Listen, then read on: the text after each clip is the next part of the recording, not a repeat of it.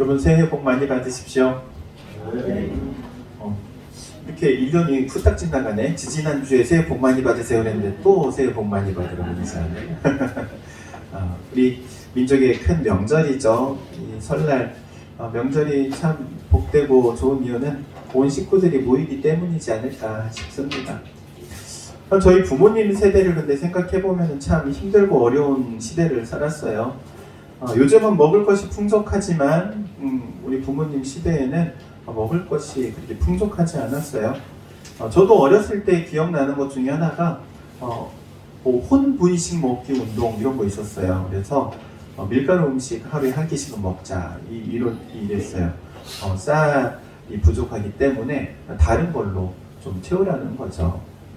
뿐만 아니라 우리나라 문화 가운데 음식 문화 중에 곰탕, 설렁탕 이런 국 문화 있잖아요. 이런 국 문화가 왜 있냐면은 우리 어렸을 때만 해도 저 어렸을 때도 그랬어요. 소고기는요 1년에 한 번 혹은 2번 먹어요. 언제 먹냐면은 설날에 떡국에 들어간 아니면은 생일날 미역국을 끓일 때 소고기를 좀 넣어주면 소고기를 구워 먹은 거 얼마 안 됐어요. 그쵸? 제가 거의 턱걸이 마지막 세대인 것 같아요. 제 어렸을 때의 기억이 어렸을 때 국민학교 다니던 초등학교 다니시는 분들은 아마 그러지 않았을 수도 있어요. 이게 불과 5년에서 10년 사이에 시대가 그리고 세상이 확 바뀌었기 때문에 그렇죠. 그 어려운 시절에도 그런데 명절에는요 항상 집안에 먹거리가 풍족하죠. 왜냐하면 멀리서 오는 자녀들 때문에 그래요. 멀리서 오는 자녀들을 먹이기 위해서 아무리 힘들고 어려운 형편에 있는 집이라 할지라도 반드시 고깃국 끓여놔요. 자녀들을 위해서 빚을 내서라도 음식 장만을 합니다. 그게 바로 부모님의 사랑이죠. 자녀들을 향한 사랑. 옛날에는 이런 말도 있었어요. 피를 팔아서라도 지금 사용되지 않는 말이긴 한데 옛날에는 피를 뽑으면 헌혈을 하면 돈을 주던 때가 있었거든요. 그래서 피를 팔아서라도 라는 말도 있었어요. 그렇게 어려운 시대를 살아왔던 우리 부모님들, 부모님들에게 우리 자녀들이 해야 할 것은 효 아닌가 그런 생각을 합니다. 어찌되었든 부모 마음에는요 자녀들을 향해서 주더라도 더 주고 싶은 게 우리 부모님의 마음이죠. 우리 하나님 아버지의 마음도 마찬가지입니다. 우리를 향하여서 풍성하게 채워주시기를 원하세요. 부유하신 하나님이시기에 우리 하나님은 빚내서 주시지 않으세요. 하나님의 것으로 우리 가운데 채워주십니다. 풍족하게 넉넉하게.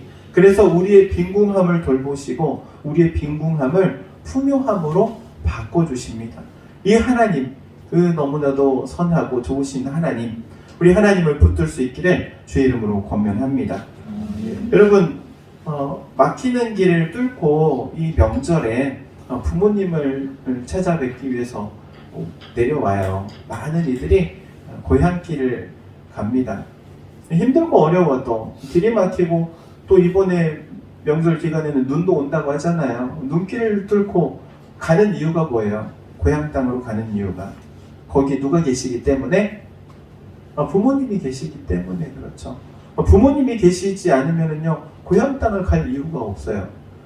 우리 많이들 물어보잖아요. 고향이 어디입니까? 저는 전북 김제인데 김제 고향 땅 밟아본 지 30년도 지난 것 같아요. 아무 연고자가 없어요. 오히려 부모님이 계신 땅이 고향이에요. 부모님을 향해서 가는 거죠. 내가 태어났기 때문이 아니라 그곳이 부모님이 계시기 때문에 가는 거예요. 여러분은 하나님을 왜 믿으십니까? 하나님을 믿는 이유가 뭐예요? 하나님은 살아계시기 때문에 그래요. 하나님의 살아계신, 하나님의 역사하심을 믿기 때문에 하나님을 찾아오는 거예요. 주일 아침이 되면은 만사를 제쳐놓고 예배드리러 오는 이유는 하나님이 살아계시기 때문에. 여러분 이러한 믿음이 여러분 가운데 있기를 주의 이름으로 축원드립니다. 우리가 예수님을 믿는 이유가 뭐예요? 예수님을 믿는 이유. 우리를 그리스도인이라고 말하잖아요. 세상 사람들은 예수쟁이라고도 하죠. 우리가 예수님을 믿는 가장 큰 이유, 예수님께서 우리 죄를 대신 지시고 십자가에 죽으심으로. 근데 죽으심으로 끝난 게 아니에요. 부활하심으로. 할렐루야. 예수님의 부활하셨기 때문에 우리가 예수님을 믿는 거예요. 죽음으로 끝난 것이 아니라 새 소망을, 새 희망을, 새 생명이 있음을 우리에게 알려주셨기에 예수님을 믿는 거예요. 여러분, 이러한 믿음이 우리 가운데 있기를 주의 이름으로 축원드립니다. 모든 일에는 이유가 있는 거예요. 그냥 하는 게 아니에요. 새해가 되면 뭐 하죠? 그죠? 이 명절에 아침이 되면 자녀들은 부모님에게 세배해요. 세배. 세배들 하셨습니까? 우리 자녀들 세배하셨어요? 세배하면 뭐 받아요? 뭐 받아요? 아직 안 받았나 보구나. 예배 끝나면은 가서 이제 세배해야 되나 보다. 친구들이 신앙이 좋아가지고 먼저 하나님께 예배드리고 그 다음 부모님께 세배하겠습니다. 그런가 봐. 세배를 하면요, 받는 게 있어요. 뭘 받아요? 세뱃돈도 받고 덕담도 받고. 덕담과 세뱃돈은요 함께 주는 거죠. 그런데 세뱃돈하고 덕담을 하는 그 이유가 있더라고요. 여러분 잘 생각해 보시기 바랍니다. 세뱃돈만 주는 게 아니라 덕담도 같이 해요. 아무리 좋은 말이라 할지라도 많이 하면 잔소리가 되기 때문에 돈 주고 하라는 거야. 우리 부모님들 잘 기억해 놓으세요. 덕담 길게 하시려면은 어떻게 해야 돼? 세뱃돈을 많이 준비해야 돼. 세뱃돈을 조금 줄 거면은 짧게 하세요. 아무리 좋은 말이라 할지라도 길어지면은 잔소리가 되니까 저도 오늘 설교 짧게 하려고 해요. 우리 민족 복을 좋아하죠. 복이라는 글자가 5만 군데 다 써 있습니다. 옛날에는 장롱에 복 써 있죠. 그리고 숟가락 젓가락에도 다 이 복이라는 글자가 써 있었어요. 우리나라 사람들은 특별히 오복이라고 해가지고 5가지 복을 받는 게 복된 삶이라고 말해요. 이 오복이 무엇인지 아십니까? 보니까 오복이 지극히 개인적이고 세속주의적인 복이긴 하지만 참 그럴싸하다 싶어요. 첫 번째는요, 장수예요. 오래 사는 게 복이래요. 오래 사는 거. 여러분 돌잡이 할 때 반드시 놓는 게 한 가지 있어요. 뭐를 놓죠? 실나요, 실. 왜 실을 놓죠? 오래 살아라고. 가늘고 길게라도 좋으니까 굵고 짧게 아니고 가늘고 길게 살아라고 실을 놓는 거예요. 오래 살아라고.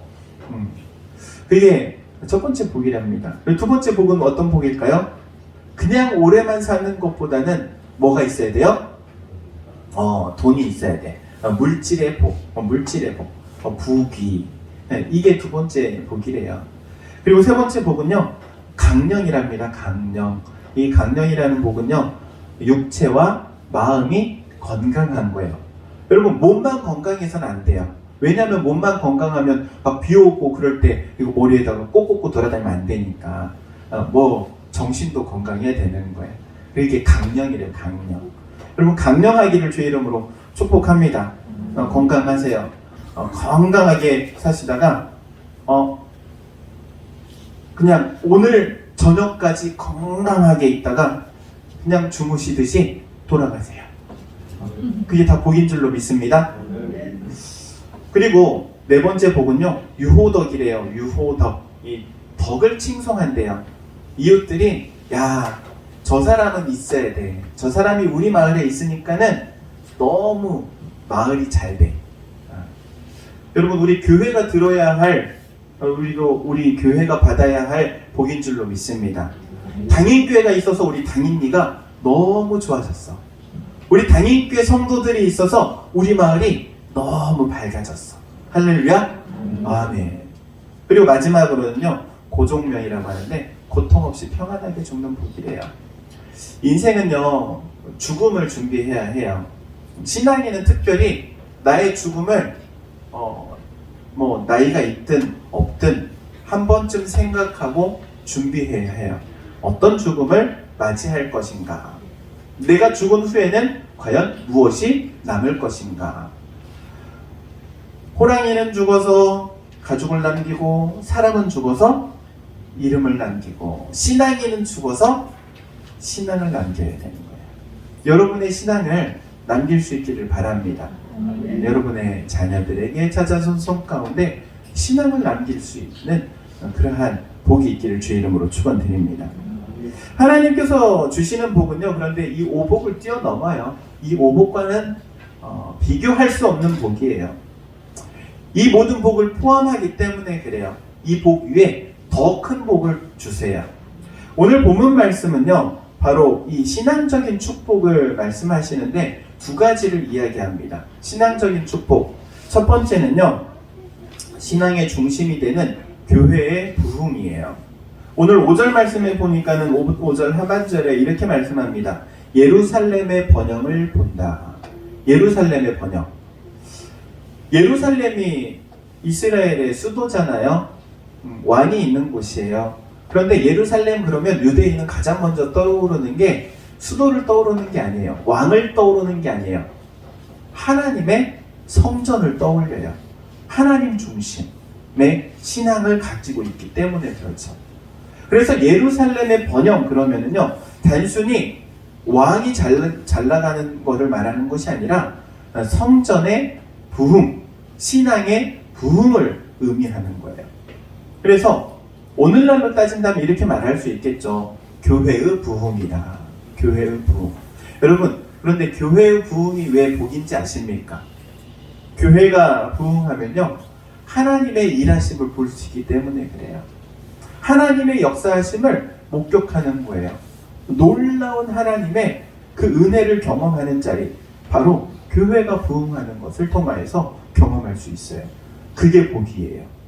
우리 단임교회 가운데 이러한 부흥의 역사가 현재 일어나고 있는 줄로 믿습니다. 우린 ING, 현재 진행형이.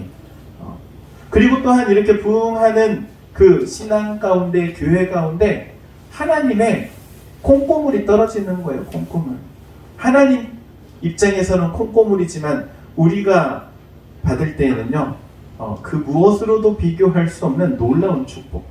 이것이 바로 부흥하는 교회 가운데, 그리고 성도들 가운데 임하는 줄로 믿습니다. 그리고 신앙적 축복 두 번째는요, 우리가 속한 이 사회에, 그리고 이 나라의 평안이에요. 평화라고도 말하죠. 6절 하반절에 이렇게 말합니다. 이스라엘에게 평강이 있을지로다. 이스라엘 이 나라에 평화가 깃드는 거예요. 평안이 찾아오는 거예요. 여러분, 교회의 부흥은요, 사회에 영향을 끼쳐요. 교회는요, 직접적이든 간접적이든 그곳이 있는 그 사회에 영향을 끼칩니다. 교회가 타락하면 좋지 않은 영향을 끼치고요, 교회가 부흥하면 선한 영향을 끼쳐요. 그것에 대해서 말씀하고 있는 거죠. 성도의 심령의 부흥은요, 결국에 이 사회에 놀라운 하나님의 은혜가 임하고 또한 개혁을 요구하는 사회로 변화되게 되죠. 교회가 교회답고 성도가 성도다운 나라, 그리고 그 민족은요, 망할래야 망할 수가 없습니다. 이 나라에 그래서 흥망성쇠는 누구에게 달려있다고 말할 수 있냐면은 바로 먼저 믿는 우리들에게 달려있다고 말할 수 있는 거예요. 여러분, 이 나라의 흥망성쇠가 누구에게 달려있다고요? 또 남 얘기하듯이 우리들에게, 나에게. 여러분, 나의 신앙이 바르게 세워지면 내 주변에 있는 사람들에게 선한 영향력을 끼치게 되는 줄로 믿습니다. 그리고 그 선한 영향력은요, 이 사회를 변화시키게 될 줄로 믿습니다. 이 나라를 변화시키게 될 줄로 믿습니다. 그런 놀라운 축복이 바로 신앙의 축복인 거예요. 신앙적인 축복. 개인적인 장수의 부귀 이런 것과는 비교할 수 없는 이 나라가 복을 받는 놀라운 축복. 그러한 복이 우리 이 나라 민족 가운데 임하기를 주의 이름으로 축원드립니다. 우리 모든 믿음의 가정들이 바로 그러기 위해서 하나님을 붙드는 거예요. 여러분, 하나님을 붙드는 믿음의 가정으로 견고하게 세워지기를 주의 이름으로 축원드립니다. 기도하도록 하겠습니다. 사랑과 은혜가 충만하신 하나님, 은혜를 구합니다. 하나님께서 귀한 믿음을 허락하여 주시어서 또한 우리가 이 명절 가운데 제사상 앞으로 나아가지 않고 하나님 앞으로 나와 예배하게 됨을 더욱더 감사를 드립니다.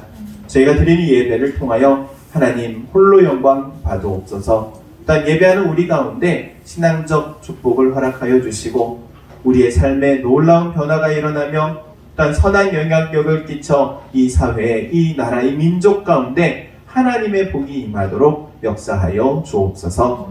예수님의 이름으로 기도하옵나이다. 아멘.